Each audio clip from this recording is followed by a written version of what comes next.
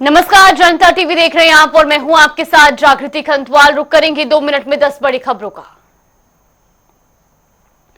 उत्तराखंड में यूसीसी को लेकर सरकार की तैयारी पूरी। अक्टूबर के पहले सप्ताह में लागू होने के संकेत। मुख्यमंत्री पुष्कर सिंह धामी खुद कर रहे मॉनिटरिंग।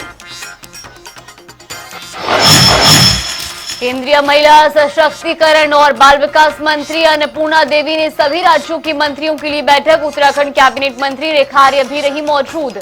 महिला और बाल विकास विभाग से संचालित योजनाओं की केंद्रीय मंत्री को दी जानकारी।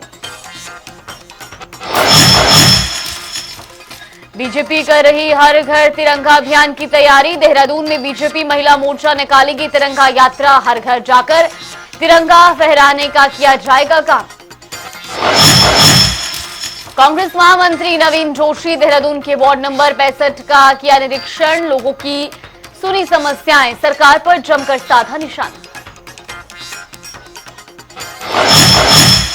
3 दिन के मानसून सत्र को लेकर कांग्रेस प्रदेश अध्यक्ष करण मेहरा का बयान। बोले, सत्र की सीमा बेहद कम, 3 दिन में 500 सवालों का नहीं दिया जा सकता जवाब।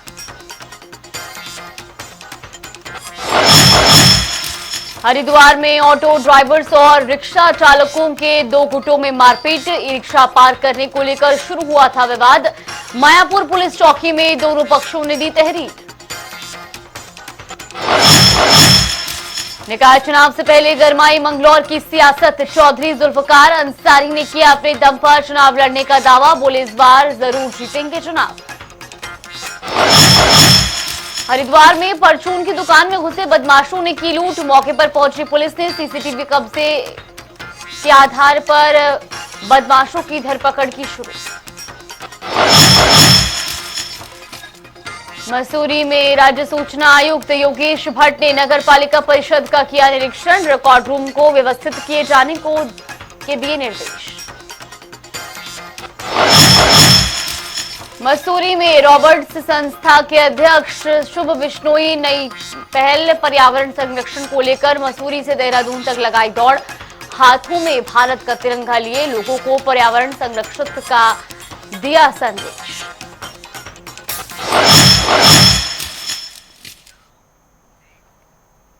और चलिए देवभूमि की खबरों में आगे बढ़ेंगे, जहां मुख्यमंत्री पुष्कर सिंह धामी ने सूचना विभाग से संबंधित कार्यों और मीडिया समन्वय बेहतर बनाने के लिए बड़ा कदम उठाया है। दरअसल मुख्यमंत्री पुष्कर सिंह धामी ने गढ़वाल, कुमाऊं मंडल और दिल्ली में मीडिया के साथ समन्वय के लिए विभाग की समितियों का गठन किया है।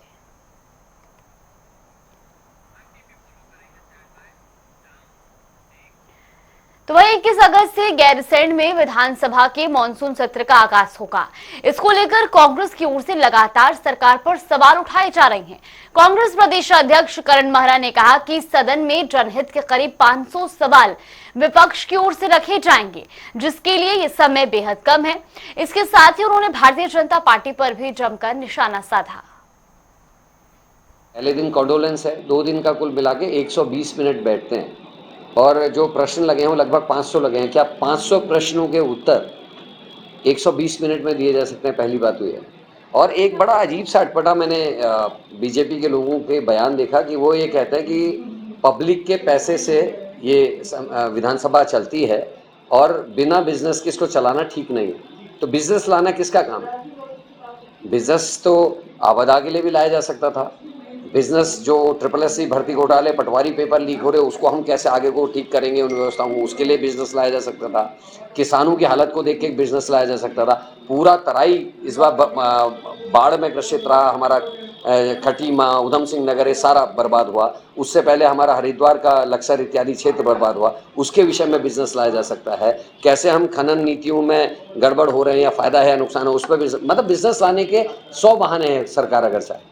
और उस सबसे ज्यादा जरूरी है जिस टैक्स पेयर की ये बात करते हैं उससे उसको लेकर, और जो टैक्स नहीं देता, जो गरीब आदमी जिसका पालन करने की जिम्मेदारी सरकार की है, स्वास्थ्य, पानी, बिजली, शिक्षा, ये जिम्मेदारी सरकार की होती है कि टैक्स लगाने वाले टैक्स पेयर से टैक्सेस लें और गरीब के लिए टीचर की, डॉक्टर की, दवाई की, गाड़ी की, उसके पानी की, रोटी की व्यवस्था करें। देहरादून में जन संवाद से लेकर जन समर्थन कार्यक्रम के तहत भारी बारिश के बीच प्रदेश कांग्रेस महामंत्री नवीन जोशी ने वार्ड नंबर 65 का दौरा किया। इस दौरान उन्होंने लोगों की समस्याएं सुनी। नवीन जोशी ने कहा कि राजधानी देहरादून स्थित प्रदेश में कानून व्यवस्था की हालत बिल्कुल खराब है।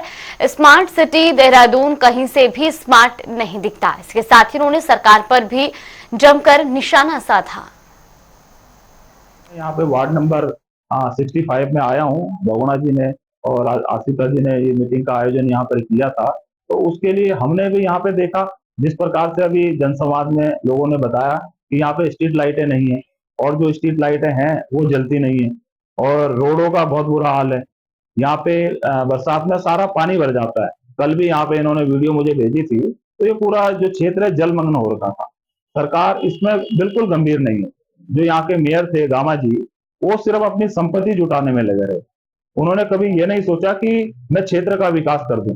जब एक विकेश नेगी जी ने आरटी के माध्यम से उनसे सूचना मांगी थी, तो उनके ऊपर दुनिया भर के मुकदमे लगा दिए गए। आज उनको जिला बदर कर दिया गया, झूठे मुकदमे में फंसाकर देहरादून से बाहर कर दिया। मतलब आज समाज के अंदर कोई बात पूछने वाला नहीं है। सरकार के खिलाफ अगर कोई बोलेगा तो उसको झूठे मुकदमे में फंसा दिया जाएगा। लेकिन हम लोग इससे डरने वाले नहीं है। हम कांग्रेस के साथ ही हमने देश आजाद कराया था। तो देश आजादी में हमारे जो पूर्वज जो हमारे शहीद भी हुए थे, कुर्बानियां भी दी थी। भारतीय जनता पार्टी के नेताओं को क्या मालूम कि कुर्बानी क्या होती है। सभी चीजें कवर कर दी है। हम तो आर्मी से हैं। मेरा तो एक कहना है, जब चुनाव आते हैं काफी कुछ ऐसा होता है। मैंने जोशी सर को बहुत जगह देखा है। मैं तो एक ग्रामवासी से रिक्वेस्ट करूंगा और सर से भी कि जैसे अभी इस समय चुनाव के टाइम पर हो रहा है, कोई ऐसी डायरी बनाया जाए, इसमें चीजें लिखी जाए और 2 साल बाद फिर सर से पूछा जाए कि आपने क्या क्या करवाया। हमें सर से बहुत उम्मीदें हैं। गाँव वाले ने सब बता दिया क्या क्या प्रॉब्लम है। प्रॉब्लम बहुत है। सबसे ज्यादा प्रॉब्लम है रास्ते की। अगर रास्ते ठीक होंगे तो ऑटोमेटिकली सब कुछ ठीक हो जाएगा। विधानसभा सत्र को लेकर बीजेपी प्रदेश प्रवक्ता विपिन कैंथोला का बयान सामने आया है। उन्होंने कहा कि सत्र में जो भी योजनाएं लाई जानी चाहिए उन सभी को सत्र में पास कराया जाएगा। इसके साथ ही सत्र में सभी को बोलने का मौका भी मिलेगा। गैरसैंण में सत्र आहूत किया गया है और सत्र में जितना बिजनेस है उसके अकॉर्डिंग ही सत्र के दिन जो है फिक्स किए गए हैं और निश्चित रूप से उत्तराखंड के विकास के लिए, उत्तराखंड के विकास की योजनाओं के लिए जो जो योजनाएं लानी है, जो जो योजनाएं सत्र में प्राथमिकता के आधार पर लानी चाहिए, उन सब पर सरकार उनको लेके आएगी, उनको पास भी कराएगी और जितना बिजनेस है उसके हिसाब से सत्र आहूत किया गया है। निश्चित रूप से सभी को जितने विधेयक आएंगे सब पर बोलने का अवसर दिया जाएगा। केंद्रीय महिला सशक्तिकरण एवं बाल विकास मंत्री अन्नपूर्णा देवी ने सभी राज्यों के कैबिनेट मंत्रियों के साथ वर्चुअली मीटिंग की। इस दौरान उत्तराखंड कैबिनेट की महिला एवं बाल विकास मंत्री रेखा आर्य भी मौजूद रही। उन्होंने महिला और बाल विकास विभाग से संचालित योजनाओं की केंद्रीय मंत्री को जानकारी दी।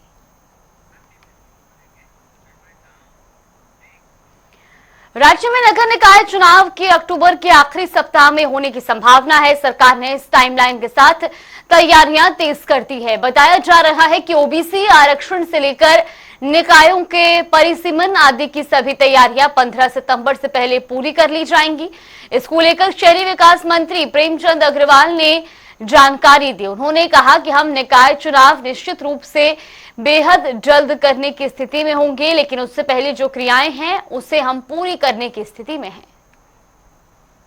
निकाय चुनाव निश्चित रूप से हम बहुत जल्द कराने की स्थिति में होंगे। हमारे द्वारा जो उससे पहले की क्रियाएं हैं लगभग हम पूरी करने की स्थिति में हैं। जो हमारी मतदाता सूची है कंप्लीट हुई है। हमारे जो सीमांकन है 2, 3, 4 हमारे जो निकाय हैं उसको छोड़ के सीमांकन की कार्रवाई पूरी हो गई है। उसके बाद जो ये बचे हमारे सीमांकन वाले निकाय हैं उनके सीमांकन होने के पश्चात फिर हम लोग जो हमारे को आरक्षण करना है सभी निकायों में सीमांकन होने के बाद वो क्रिया पूरी करेंगे और जैसी ये क्रिया पूरी होगी तो आप को मैं सरकार की ओर से आश्वस्त कर रहा हूँ कि उसके बाद सरकार निकाय चुनाव के लिए आगे बढ़ेगी। आजादी के महापर्व पर बीजेपी की ओर से हर घर तिरंगा अभियान की तैयारी की जा रही है। इस दौरान बीजेपी की ओर से प्रदेश भर में विभिन्न कार्यक्रम आयोजित किए जाएंगे। बता दें कि 11 से 15 अगस्त तक बीजेपी महिला मोर्चा प्रदेश भर में विधानसभा स्तर पर तिरंगा पदयात्रा निकालने की तैयारी में है। इस पर जानकारी देते हुए बीजेपी प्रदेश प्रवक्ता कमलेश रमन ने बताया कि 11 से 13 अगस्त तक बीजेपी पदाधिकारी और कार्यकर्ता हर घर जाकर तिरंगा फहराने का काम करेंगे।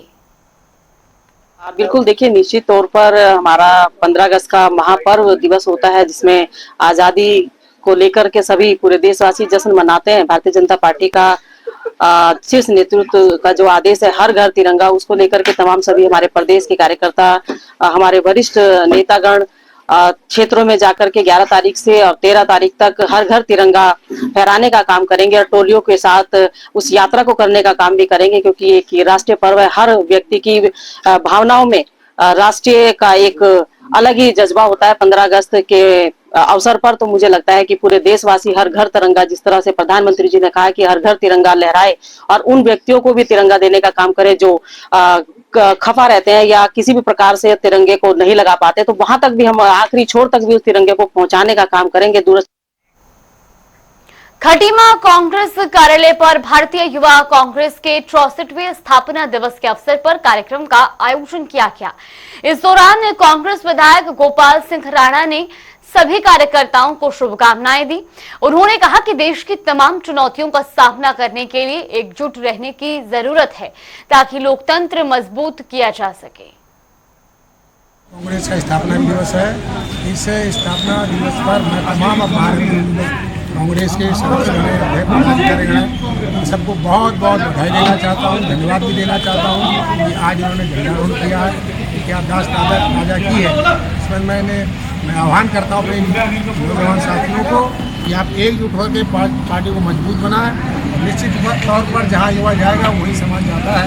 निश्चित तौर आज मैं हर्षोल्लास के साथ मैं कहना चाहता हूँ कि हमारा युवा बिल्कुल संगठित है और मैं समझता हूँ कि कार्य है भी। हमारे सामने चुनौतियाँ, देश में बहुत सारी चुनौतियाँ जहाँ लोकतंत्र खतरे में, बेरोजगारी है, महंगाई है, उनकी लड़ाई हम लड़ेंगे। 9 अगस्त 1960 में हुआ था इसका स्थापना और ये 64वां स्थापना दिवस है। तो हमने एक संगठन को एक करने के लिए कांग्रेस को हमने ये स्थापना दिवस सभी हमारे जो पूरी जिले में, पूरे उत्तराखंड में आज मनाया जा रहा है, झंडारोहण किया जा रहा है। और इसके साथ हम अभी पौधारोपण भी कार्यक्रम करेंगे, इसको पौधे लगाएंगे। और हमारा ये संदेश है कि हम जगह जगह जाते हैं, हर विधानसभा में पौधारोपण करें ताकि इस समय जो पौधे का नुकसान हो रहा है, जगह जगह जंगलों में आग लगी है, और हम उसको रोकने के लिए हम पौधा लगा रहे हैं क्योंकि पौधे बहुत कट रहे हैं। तो वहीं हरिद्वार में जिलाधिकारी की अध्यक्षता में नगर निगम बोर्ड की बैठक का आयोजन किया गया, जिसमें कई प्रस्ताव पास हुए और बजट पर भी चर्चा की गई। तो वहीं इस पर जानकारी देते हुए जिलाधिकारी ने कहा कि निगम के 40 वार्डों में 50-50 लाख के विकास कार्य होंगे, जो कि बोर्ड बैठक में सर्वसहमति से पास हुए हैं। रुड़की नगर निगम के बोर्ड की बैठक थी, ये 12वीं बैठक है हमारे बोर्ड की। इससे पूर्व बैठक इसलिए नहीं हो पाया कि जो डीएम को पहले अधिकृत नहीं किया गया था, तो रिक्वेस्ट के बाद अधिकृत किया गया कि हम लोग बोर्ड की बैठक ले सकते हैं। और जैसे ही हम लोगों ने रिक्वेस्ट भेजी, तत्काल परमिशन भी मिल गई। तो इस बोर्ड की बैठक में ये निर्णय लिया गया कि जितनी हमारी इनकम है, लगभग 89 करोड़ के करीब बोर्ड की जो अनुमानित है, उसमें से लगभग 70 करोड़ धनराशि हम लोग खर्च करेंगे।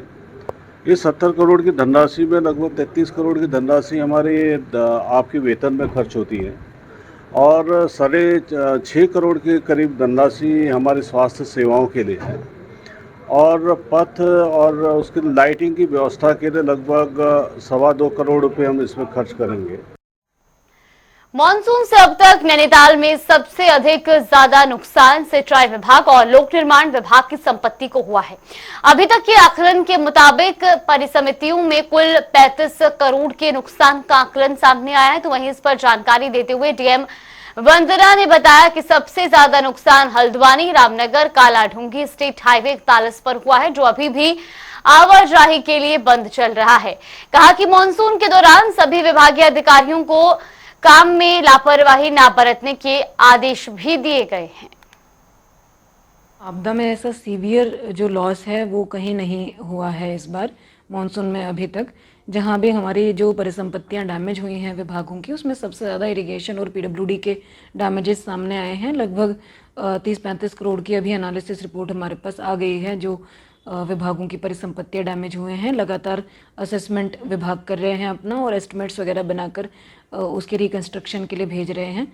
हमारे जनपद में जो राज्य मार्ग हैं वो प्रभावित है। कालाढूंगी राज्य मार्ग है हमारा, वो प्रभावित है। इसके अलावा एक रोड है, देवीपुरा सोड रोड है, जो काफ़ी लंबे समय से प्रभावित है। अन्य जो ग्रामीण मार्ग हैं वो जब भी बरसात होती है, मलबा वगैरह आता है, वो मशीनें लगी हुई हैं और उसको खोल रही हैं।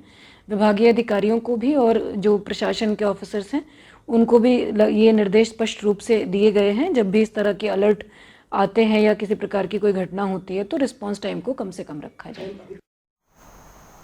उत्तराखंड के लोक पर्व हरेला के अवसर पर धामी सरकार ने 15 अगस्त तक सभी विभागों के साथ मिलकर प्रदेश में 50 लाख पौधे लगाने का लक्ष्य रखा है, जिसमें जिला ग्राम्य विकास विभाग ने अपना लक्ष्य पूरा कर लिया है। इस बात को लेकर देहरादून के जिला विकास अधिकारी सुनील कुमार ने कहा कि खंड विकास विभाग के साथ मिलकर इस लक्ष्य को पूरा कर लिया गया है और निश्चित रूप से ये जनपद के लिए एक उपलब्धि है। तो जैसे आपने अवगत कराया कि सभी विभागों के लक्ष्य आवंटित थे, उसी तरह हमने ग्राम विकास विभाग को भी 1 लाख का लक्ष्य हमको आवंटित किया गया था, जिसमें हमारे खंड विकास अधिकारियों के माध्यम से जनपद में उस लक्ष्य को समयान्तर पूर्ण कर लिया गया है। और निश्चित रूप से ये उपलब्धि है जनपद के लिए कि हम लोग हरेला के पर्व को सही ढंग से संचालित कर पा रहे हैं। चलिए देवभूमि की खबरों में फिलहाल के लिए बस इतना ही। यहाँ पे रुकते हैं छोटे से ब्रेक।